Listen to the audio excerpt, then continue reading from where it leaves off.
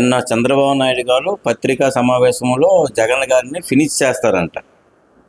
ఎవరిని ఫినిష్ చేస్తారండి? ఎవరు ఫినిష్ చేయడానికి ఏమైనా ఇది రాజుల రాజ్యాంగం ఇది? జనాలు నిర్ణయిస్తారండి ఎవరు మంచి పని చేశారు ఏంటి అనేది జనాలు నిర్ణయిస్తారు. మీకంటూ ఒక్క పథకం లేదు.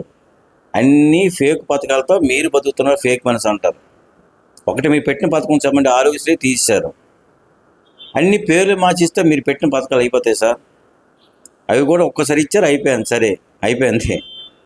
ఇప్పుడు రైతు భరోసా ఒకసారి వేస్తారు, అయిపోయింది. మరి ఇంకేలే వేసామని దానికి ప్రసారాలు, ఎలివేషన్స్ అవసరం అండి? మీరు వేసిన డబ్బులు ఎక్కడి నుంచి వేయొచ్చండి?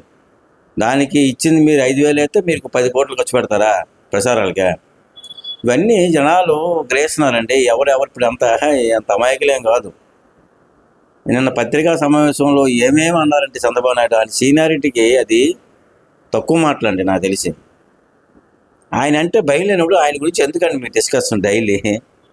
అది మీరే అర్థం చేసుకోండి, జనాలు కూడా అర్థం చేసుకుంటున్నారు. అది మీకు సమయం దగ్గర పట్టుతుందండి ఎవరికైనా. ప్రతి ఒక్కరికి టైం ఉంటుంది. అది అర్థం చేసుకుని మాట్లాడినా బెటర్.